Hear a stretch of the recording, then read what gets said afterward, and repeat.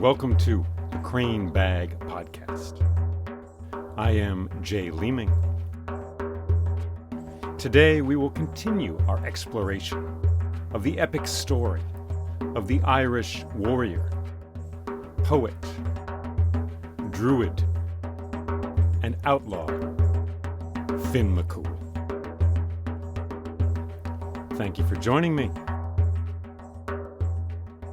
Let us begin.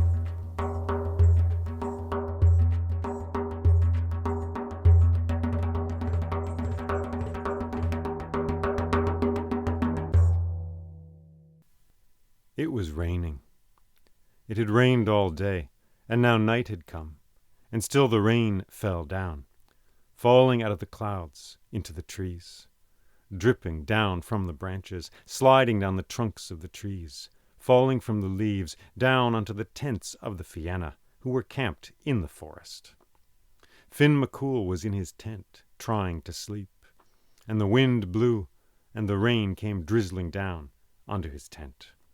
And then in the darkness he heard a sound, a new sound, a splashing sound. Someone was coming through the dark. Someone was walking on the mucky, muddy ground. Footsteps were coming closer, and then someone knocked on the wooden tent pole right by the door of his tent. "Who's there?" said Finn. And a woman lifted up the tent flap. Finn looked at her. She was ragged and dirty. Her body was covered in mud. There were leaves and sticks in her hair. And she said, "Finn MacCool, I am a woman who has wandered this earth for 7 years. May I please have shelter in your tent this night?" He looked at her, and he said, "My lady, you are ragged and you are dirty. No, you may not shelter in my tent this night." And this woman screamed, "Ah!" And then she walked away. Well, she walked through the dark, through the pouring rain, until she came to the tent of Conan Mowell, and she knocked on the wooden tent pole by the door. And he said, "Who's there?" And she lifted up the tent flap, and he too saw how ragged and dirty and muddy she was, how there were sticks and leaves in her hair. And she said, "Conan Mowell, I am a woman who has wandered this earth for 7 long years. May I please have shelter in your tent this night?" And he looked at her, and he said, "My lady, you are ragged and you are dirty. No, you may not have shelter in my tent this night." And so this woman screamed, "Ah!" And then she walked away. Well, she went through the dark, and eventually she came to the tent of Diarmuid, and she knocked on his wooden tent pole, and he said, "Who's there?"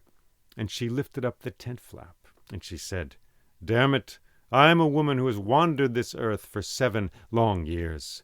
May I please have shelter with you in your tent this night?" And he looked at her, and he said, "My lady, you are ragged and you are dirty. But for all that, please enjoy the shelter of my tent this night." So she came into the tent and lay down beside Diarmuid in the dark, as the wind blew and the rain drizzled down. Well, sometime in the night the storm ended, and the clouds blew away, and the moon shone down onto the world. And this awoke Diarmuid, and he sat there looking at this woman beside him. But now she was not ragged or dirty. She was not muddy. There were no sticks or leaves in her hair. In fact, she was quite lovely. He sat looking at her for some time, and then she opened her eyes. "Diarmuid," she said, "if you were to build a palace, what sort of palace would you build?" And he said, "My lady, I would build a beautiful palace on that grassy hill right near this forest. It would have a golden door, and inside many rooms and hallways. And there would be a grand feasting hall where I and all my friends could laugh and sing and tell stories till late in the night. It would have many towers, and there would be a balcony where I could stand looking out at the sea." "That's a beautiful dream," she said. "Yes," said Diarmuid, "it's a beautiful dream." And then the two of them slept. Well, some time later the birds began to sing, and then the sun rose, and it was day.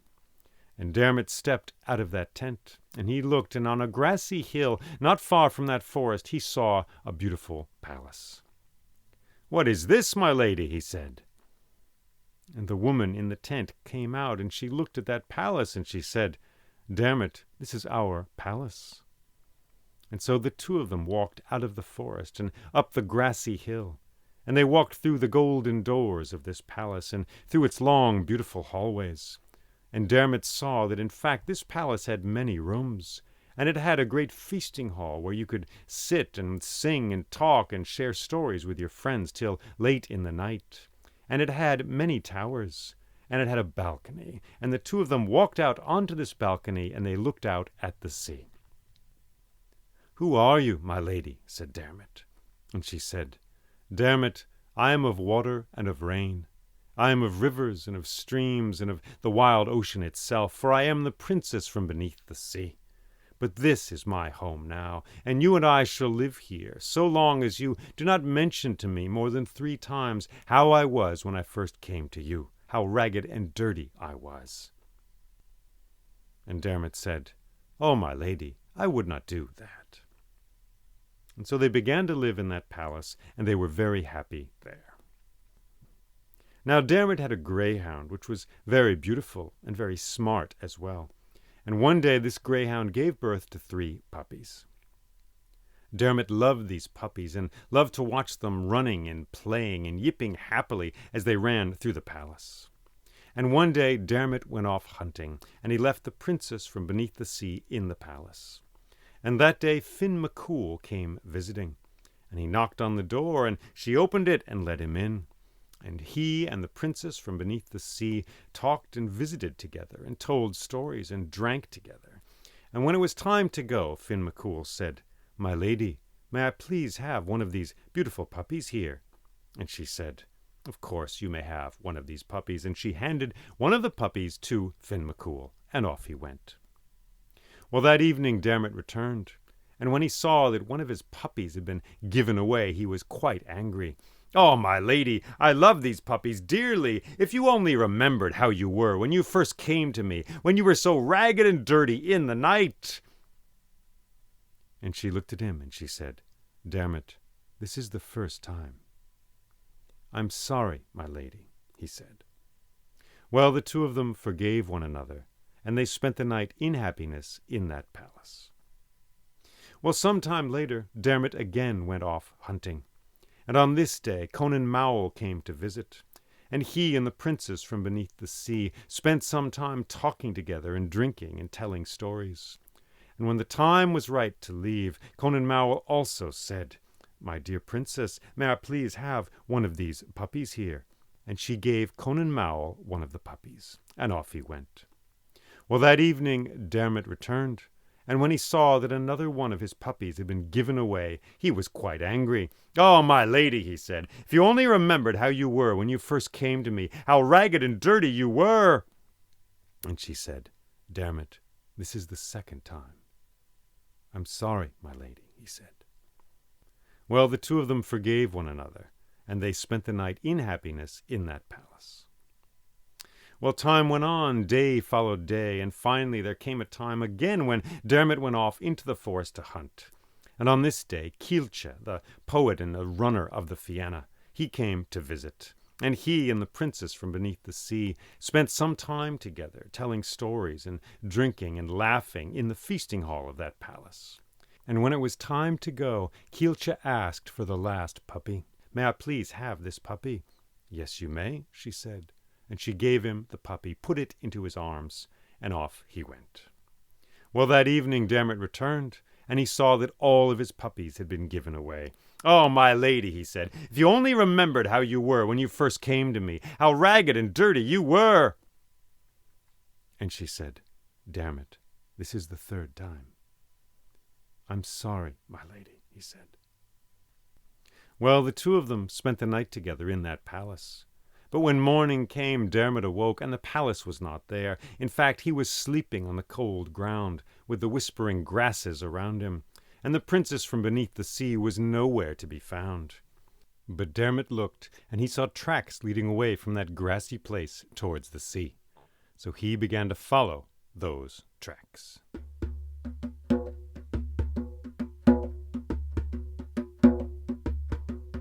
Down from the heights he went, following the tracks of the princess from beneath the sea.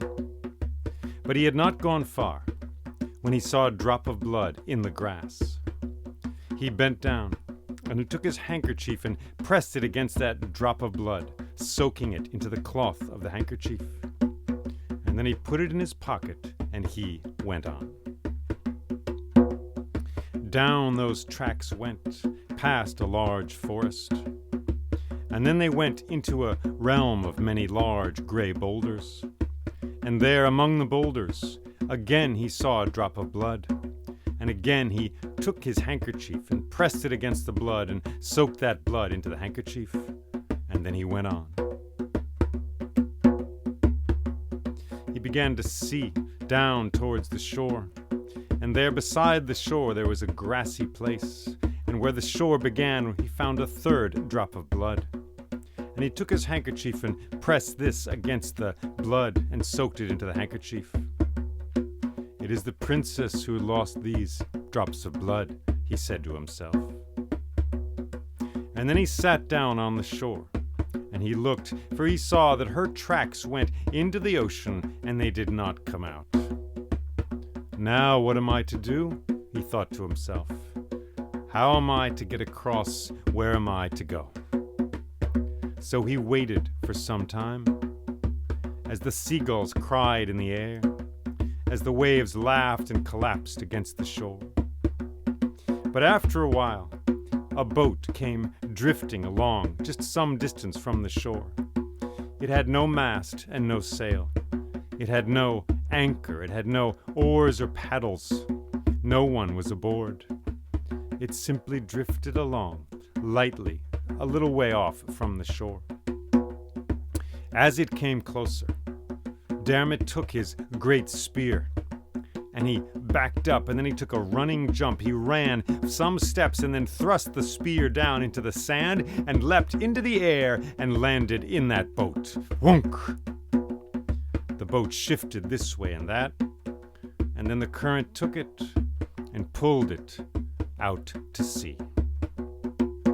Soon he could not see the shore, and the waves got higher and higher around him, and the wind began to blow. And then suddenly, a great wave came, and like a blue hand, it closed itself over that boat and dragged it down into the depths. Down and down he went, twisting this way and that on a weird rope of current, of whirlpool bubbles going down and down. He tried to cry out, but he could not cry. He closed his eyes. Down and down he went, faster and faster, and suddenly, whoomp! He landed on solid ground. He opened his eyes. He was lying in the bottom of the boat. He saw grasses around him, whispering and shifting in a breeze of some kind. And far above him he could see the surface of the sea, high up like a great ceiling, far, far away. And then he heard a sound. Shk, whoo, shk, whoo, shk, whoo. It was coming closer. He heard footsteps. Someone was walking, coming closer, doing something rhythmically over and over. Shk, whoo, shk, whoo, shk, whoo. He sat up, and there was a woman, and on her back she had a bag, and it was filled with grasses and reeds, and there was a knife in her hand. She was slicing off the reeds at their roots and putting them into the bag. And she said, "Greetings, traveller. Who might you be?" And Diarmuid said, "I am Diarmuid. I have come seeking the princess from beneath the sea." "Ah, our dear lady of shells and streams," the woman said. "She is in a bad way. She is very ill. But you shall find her in the White Palace far to the north." Diarmuid thanked her and set out. And he walked across a grassy landscape, and far in the distance he saw a white palace. He walked for a long time until he came to the door of this palace. There were 2 guards there, and they welcomed him. "You may go right in," they said. So he went down a hallway, and he came to a great throne room, decorated with shells and marvelous stones of all kinds. And there were 2 thrones there, and there was a king, and there was a queen. "Your Majesty," Diarmuid said, "I am Diarmuid of the Fianna. I have come seeking the princess from beneath the sea." And the king said, "Diarmuid, we are glad you are here. But she is not doing well. She is ill. She is near death. You will find her in the bedroom down the hall." So Diarmuid walked out of that throne room and down a long hallway. And then he came to a large circular bedroom, and he went inside, and there she was, in a white bed, the princess from beneath the sea. "Oh, Diarmuid," she said, "just seeing you has driven away 1/3 of my illness." And she laughed, and her laughter was like a white bird released into the air. "I am glad to see you, my lady," Diarmuid said, "but I hear you are very ill." "Yes," she said, "it seems I must leave this world soon. For those powers that could heal me are very hard to find." "What would heal you?" said Diarmuid. "I would need 3 drops of my own blood, after they have fallen on the soil of the land of Ireland. And then I would need to take a long drink from the cup of healing found in the center of the island of Hrum, here in the land beneath the sea."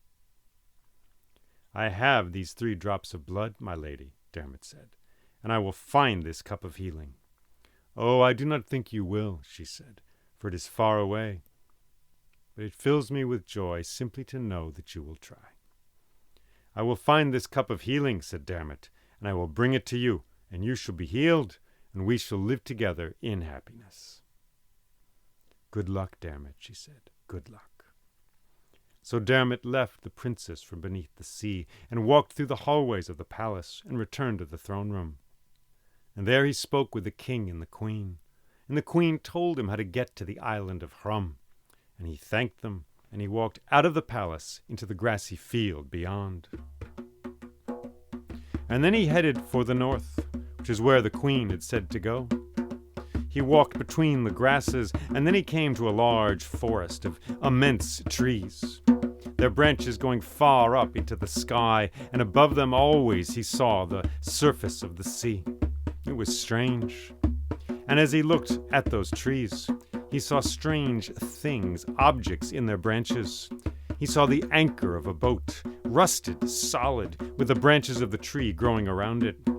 He saw streamers of seaweed and other things, planks. He found, in fact, an entire broken boat in the branches of one of these trees. Still he walked on between their great trunks. He went for a long way, and finally at last he came to a great river. This river was very wide. He looked out into the middle of it, and he saw an island. And he knew it to be the island of Hrum, but he had no way to get to this island. So he stood there a little while, thinking. And then he heard a whispering, rustling sound. And he looked, and he saw a scarlet man walking through the waters of the river, coming closer. This man was scarlet from head to toe. And he came straight to Diarmuid, and he said, "Diarmuid of the Fianna, you have the look on you of a man who wishes to cross this river." "Yes," said Diarmuid, "I wish to go to the island of Hrum, to find the cup of healing and bring it back to the princess beneath the sea." "Ah, this is a good thing you are trying to do," said the man. "But I must tell you that, Diarmuid, if you succeed in this, if you bring the cup of healing to the princess, she will drink from it and she will be healed, but in that moment all your love for the princess will vanish." "It will not," said Diarmuid. "I love her dearly. We shall live together in happiness." "You say that now," said the scarlet man, "but this is what will happen. If she is healed, your love will fade away, draining away until it is gone. Her father, the king, he will offer you all kinds of gifts, beautiful, magical things. He will even offer you the hand of his daughter in marriage.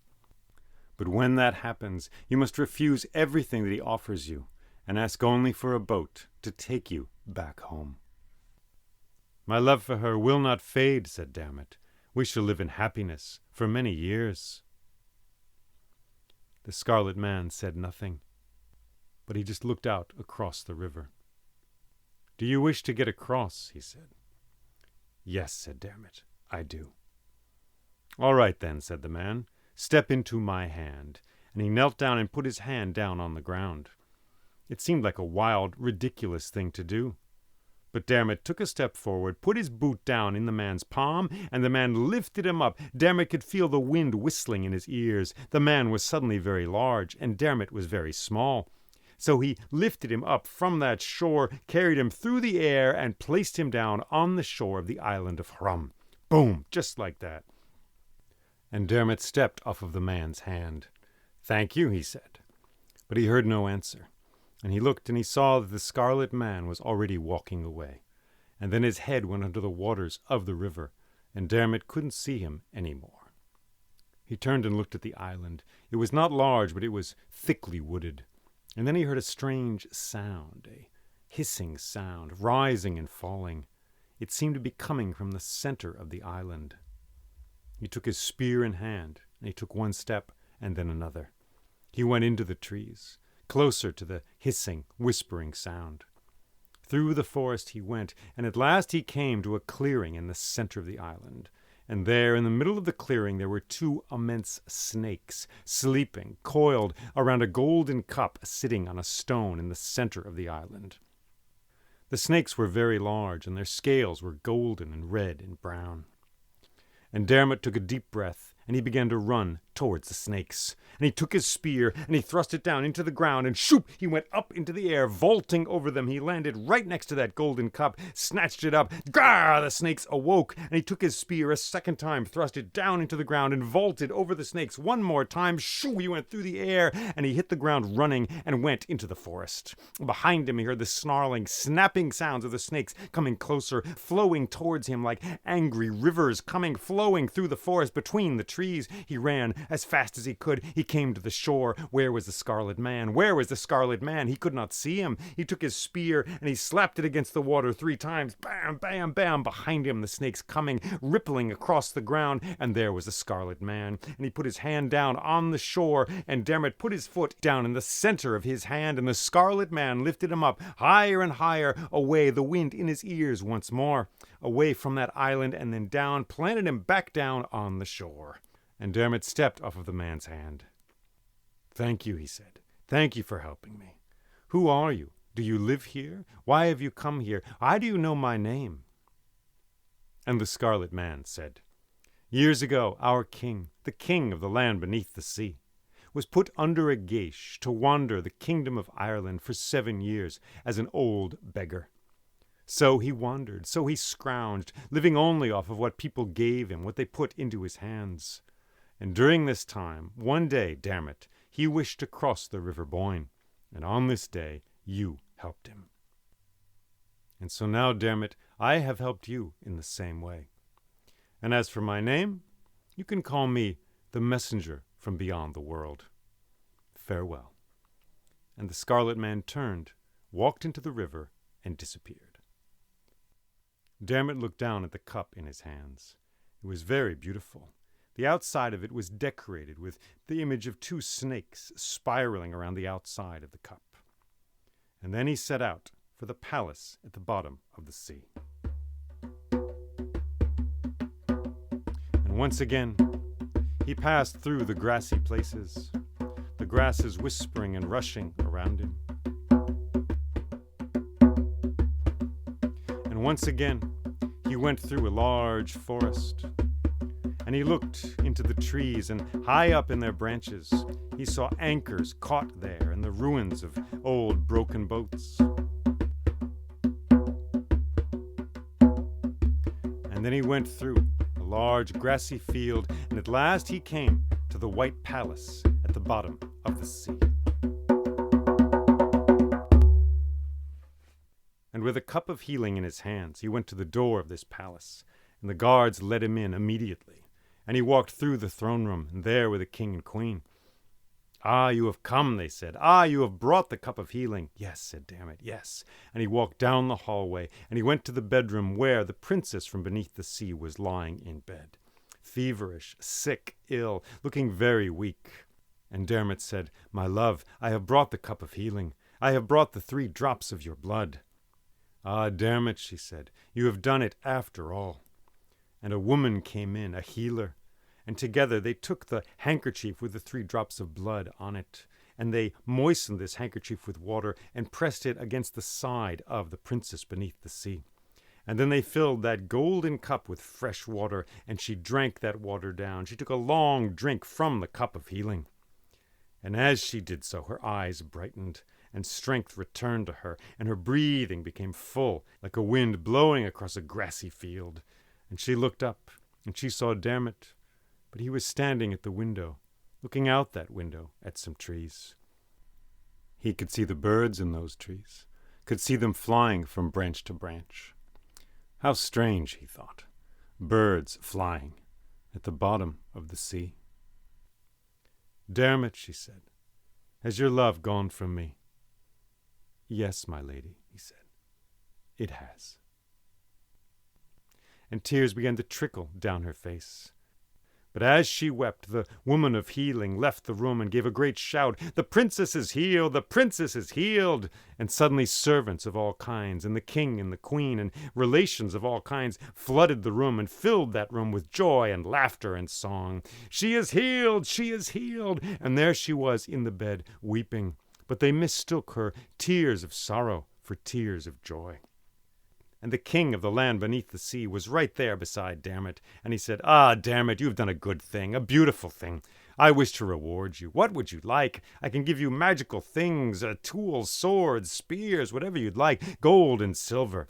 And what's more, well, if it agrees with the heart of my dear daughter, I would think it would be a fine thing if the two of you were to be married. Tell me, Diarmuid, what is it your heart most desires? What is it you want in this world?" And Diarmuid said, "Your Majesty, I ask only for a boat to take me back home." The king looked at him sadly, and he said, "You shall have that, Diarmuid. You shall have that." And then someone in that room gave a great shout, and they all burst into song, and they embraced the princess from beneath the sea, and still the tears trickled down her face. And Diarmuid walked to the door.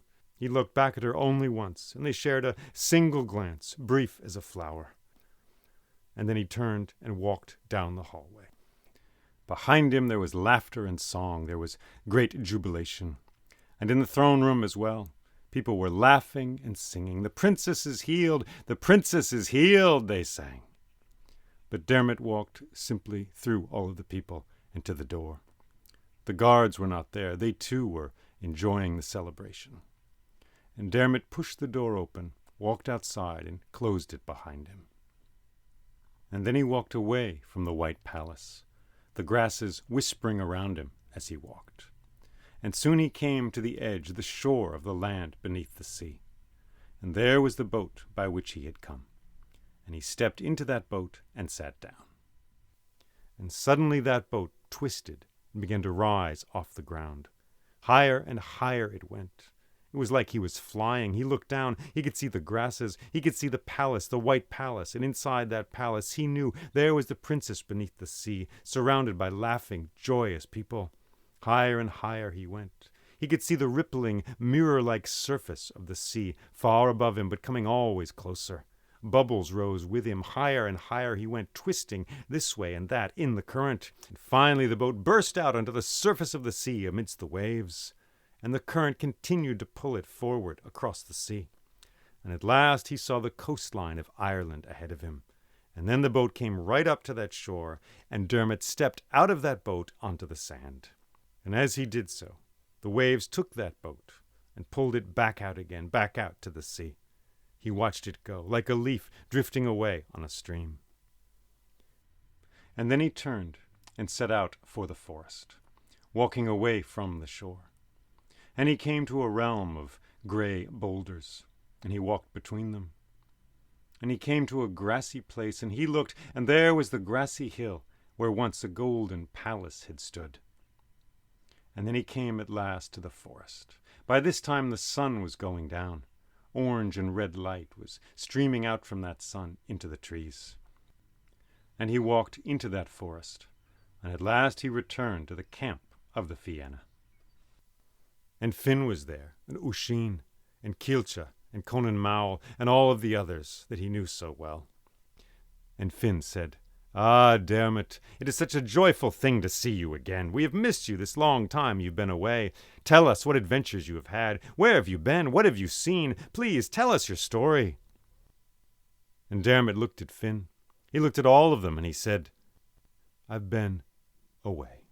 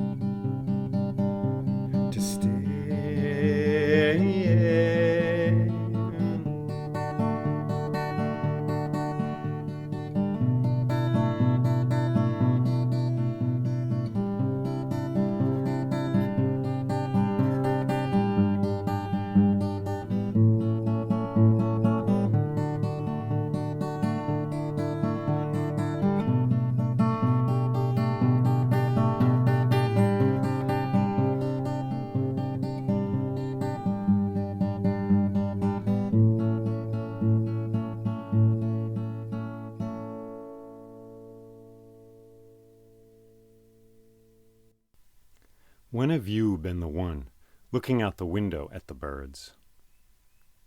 When have you been the one weeping in the bed? When have you been the one walking through the dark, through the mud and the rain, seeking a place to lay your head to rest for the night? When have you been the one hearing those footsteps coming through the dark, the one in the dry, warm tent, the one refusing that traveler? Diarmuid accepts the woman who comes to him in the night, who is ragged and dirty. Everyone else refuses her, but he accepts her. And because he does this, he is rewarded with love, with a golden palace where he can live with this woman. So in a way, he accepts the dark side of a relationship, the ugly part of that relationship first.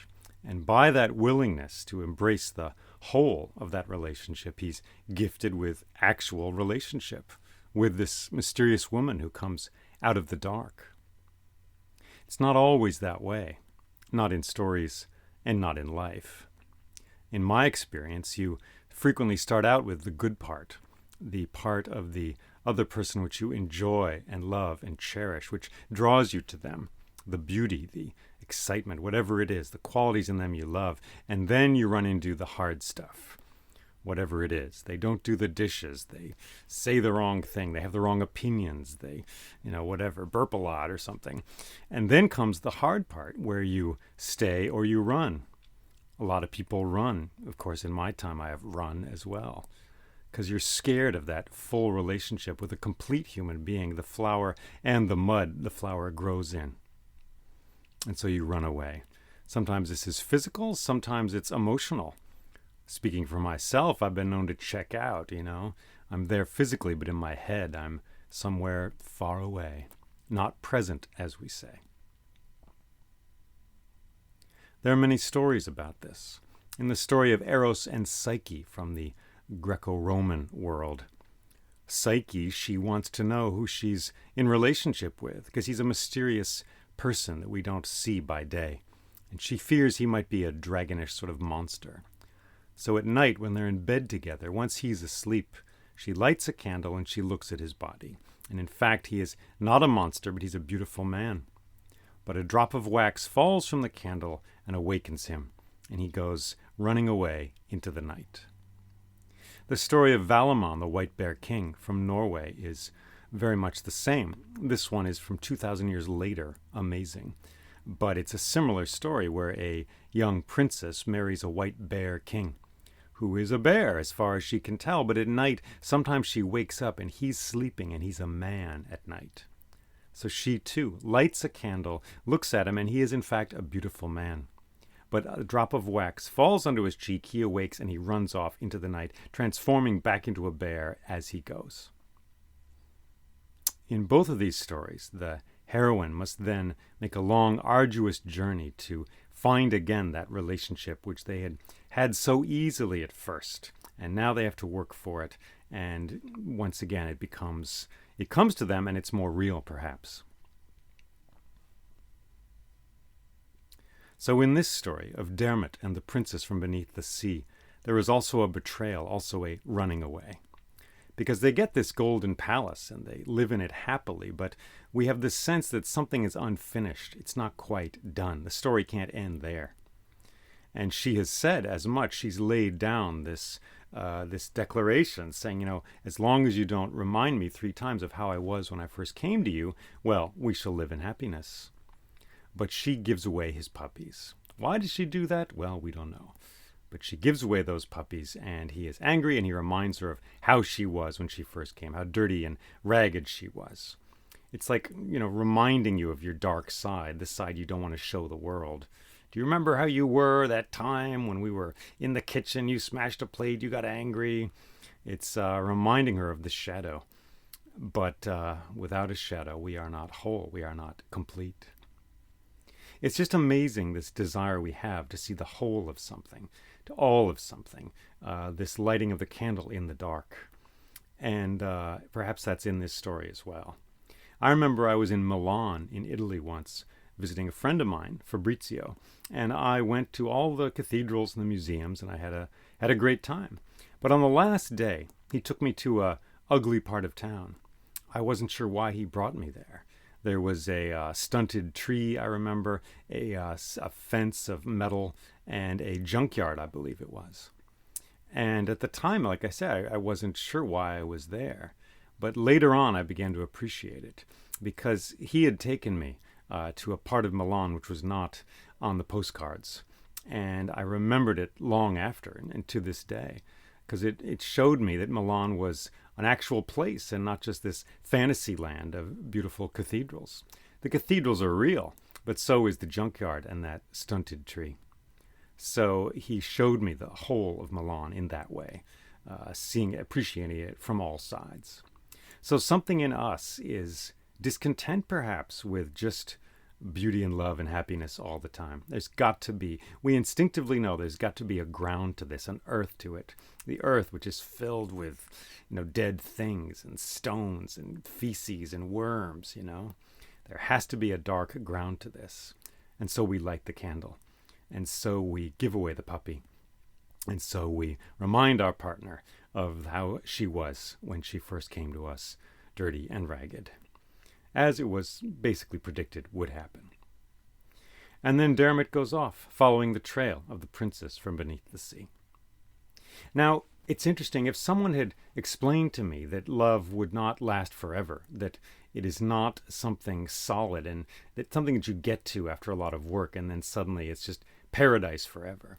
if someone had if there'd been a way for me to understand that it's not just that you find the right one and your problems are over, that love flows and changes, that would have been helpful. Diarmuid here, you should know, is related to the god of love, Angus Og, in Irish mythology. He was fostered by him as a child. He lived with him for many years. Angus Og is a beautiful figure. His kisses have turned into birds which circle around him much of the time, and these birds sing a song. And the song has two parts. The first part is, I am coming, and the second part is, I am going. I am coming, I am going. So love arrives and departs. It is not something solid, stable. It's not like you can get it, store it up, and it's in your attic in a great chunk, good to last for 50, 60 years. But we have these illusions that when we find the right person, when we embark on a long-term relationship, when we finally find the one, then everything will be fine. Paradise forever, and all our problems are finished, and the work is done. But in fact, love flows and changes. I am coming, I am going. Even in long-term relationship, perhaps especially so. Perhaps especially in long-term relationship, you're more aware of it. Because a short-term relationship is often just the beginning. It's just the fireworks, just the bursting of the firework and not the long plunge into ash and the grass. It sounds kind of rough, doesn't it? It's just that first part over and over again. Whereas long-term relationship, you're sailing into the unknown. And love arrives and it departs, like the birds. And so Diarmuid experiences this, and that golden palace can't last forever. And he follows her tracks to the sea. And it is entirely right that he comes to the sea, it seems to me. That large, changeable, riotous, wild place, which is stable in its constant change, which is perpetually changing and is so alive and ruthless and beautiful. On the way, he finds 3 drops of blood, and they came from the princess from beneath the sea, we later discover. There are many versions of this story. In some it is spelled out that it is her sorrow which causes these drops of blood to fall, as if her sorrow, her heart sickness, had in fact manifested as physical illness. He takes them in his handkerchief and he goes to the sea. Now, I'm going to mention also there's a story called The Golden Tree, which I have performed often, and there's a recording of it on my website. It's a Nart saga from the Caucasus, the Narts being N-A-R-T, being a people who lived there.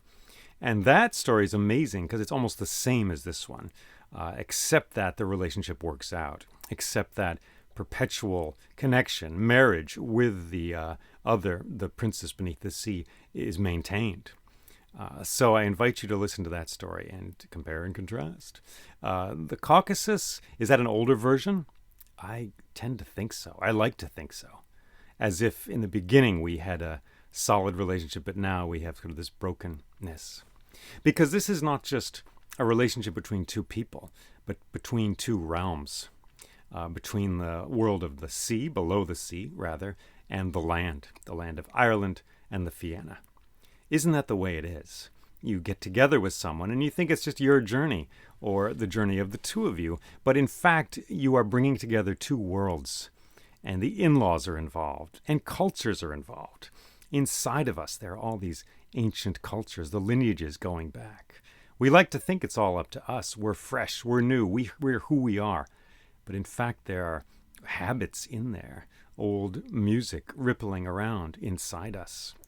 Me, I'm half English, basically, from a couple different places, and then Norwegian, German, throw in a little Irish, a little French, a couple other things.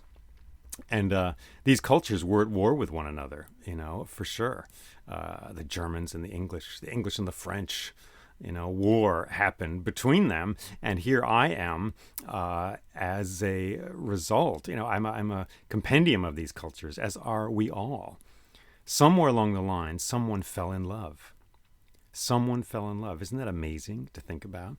Someone from what we call France married someone from what we call England or Germany, and those worlds were brought together, woven together. When there's something you dislike in your partner, some say that in fact that could be an ancestral sort of tribal habit coming out. Something that's not necessarily good or bad, but just might be very different from what you're used to. The way they, I don't know, when they go to bed, when they wake up, the way they do the dishes, these certain things, these traits are actually expressions of cultural ways of being, which are back in them, in the blood, in the DNA, in the habits passed down over many generations. So it's a surprise to commit to a relationship with someone, and you are not just committing to them, but to an entire cultural world. And that's how the world is woven together. That's how peace is ultimately made, perhaps. That's how the world is woven together. And here we have a weaving between the human realm and the realm of the people beneath the sea.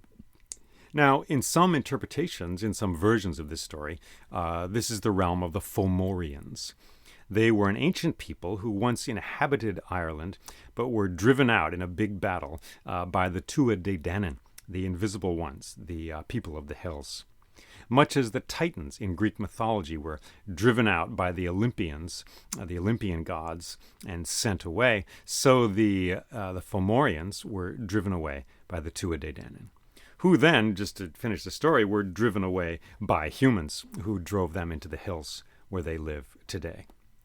The Fomorians are generally depicted as being sort of misshapen, magical, grotesque people, a different race of beings, often with one leg, one eye. Physical deformity is often described when you're describing them. Now, the people in this story don't seem to have that, but nevertheless, they are the Fomorians. That's who we're talking about here. So that's the realms that are coming together, the realm of the human and the realm of these magical undersea people.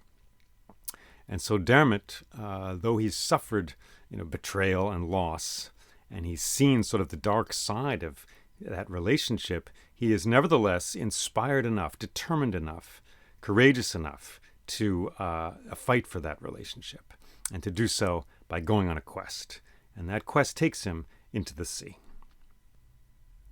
And when he gets down there, there's a white palace, which again is a detail from the Nart saga, the Golden Tree.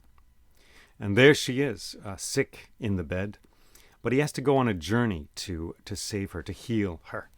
And so we get this interesting journey across the floor of the undersea world to the island of Hrum, H-R-U-M-M.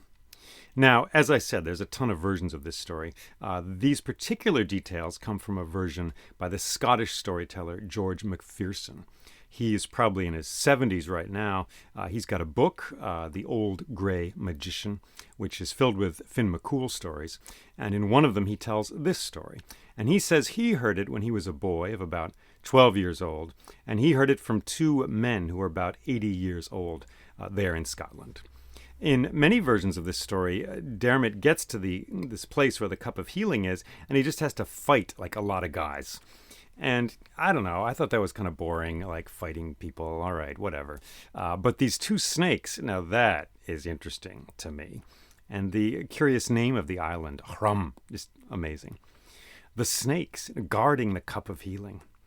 At first glance, I have to say, it seemed a little bit like a cartoon, but then I really dropped down into it, and I felt it. The snake, who is the earth power, who is down there, closest to the ground, and is like a power of the earth itself, and who we find in many places. We find it in Kundalini Yoga. The energy moving up the spine is likened to a snake sleeping at the bottom of the spine. You have to wake it up by yogic practices until that energy reaches the top of your head and you become enlightened. So that earth power is there. Also Delphi in the Greek world, that's a dragonish place. The dragon, very much like the snake, a wriggling dragon killed by Apollo. And then the priestesses of Delphi would breathe in the vapors from the ground, volcanic vapors, the breath of the dragon, and utter prophecies about the future. So the dragon priestesses, now that's very similar to the snake, I feel. The snake at the bottom level there. And this cup brings healing, of course. So remember also the two snakes connected with the medical establishment and ambulances. The badge of the surgeon might have a little stick with two snakes wrapped around it, the caduceus. So that's what that's called. So Hermes in the Greek world has this stick with two snakes, the guide, the one who moves through the world. But the healing comes from these two snakes. So that emblem on the side of the ambulance or on the badge of the doctor or the nurse, symbolically, I mean, in a deep way, it's saying that no healing can occur but through the earth and the power of the earth, the healing magic of the earth. So the doctor, the nurse, the surgeon, they are guiding us. They're guiding that power. It doesn't come through them. Well, it does come through them, but not through their skill, only in their skill in recognizing that power and guiding it and healing you by that power.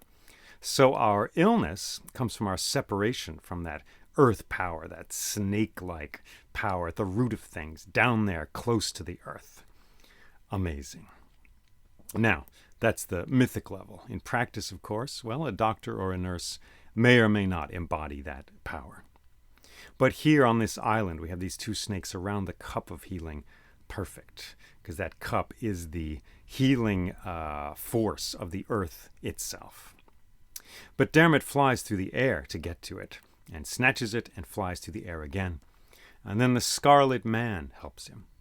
Who's this Scarlet Man showing up? Well, I love he's got this backstory, just briefly stated, right, where the king of the land beneath the sea had to go across the River Boyne after being put under a geish for 7 years, and Diarmuid helped him to cross the river, for he was like an old grizzled man at that point. And so he's getting repaid for this. But there's also the name of the Scarlet Man, the messenger from beyond the world. That's how he is defined. That's how he's named in the Lady Gregory version of this story. Interesting detail. And he's scarlet. What's that about? I don't know. Blood? Fire? He's in the water. Interesting. Connected with water, but he's scarlet.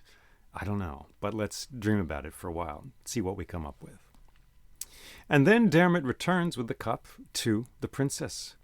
And she drinks and she's healed, but his love goes from her. Why is that? Is that necessary? Do we have to do this? Can't we just live forever like this in happiness? Well, it seems not in this story. Again, in life, it often seems that you fall in love with the one who heals you. But here it's a little different. It's Diarmuid who heals her and he falls out of love. Maybe he sees something in her that he hadn't seen before.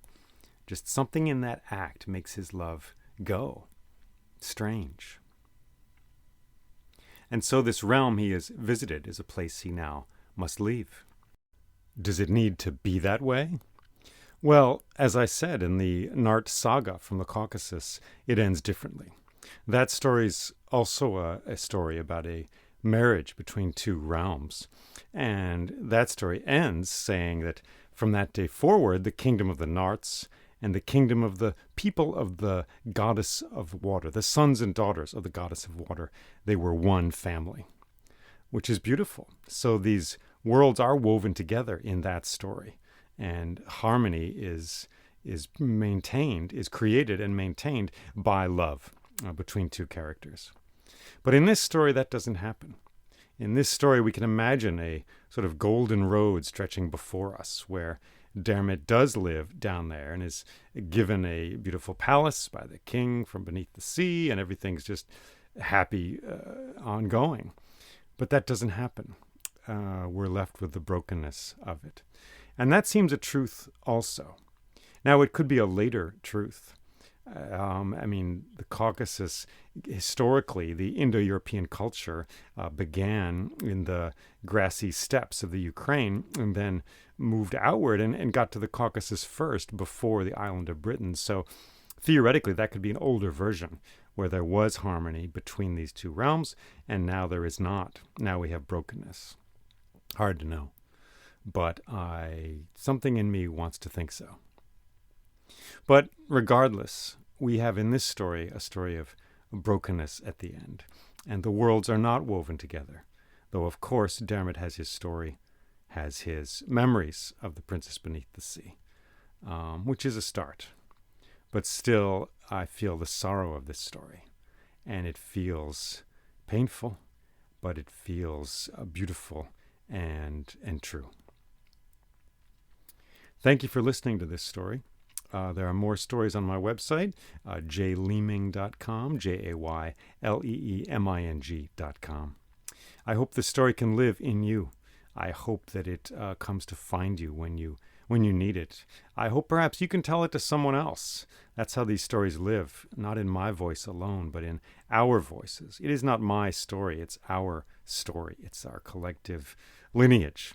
And so I bring it to you, hoping it will go further and will travel.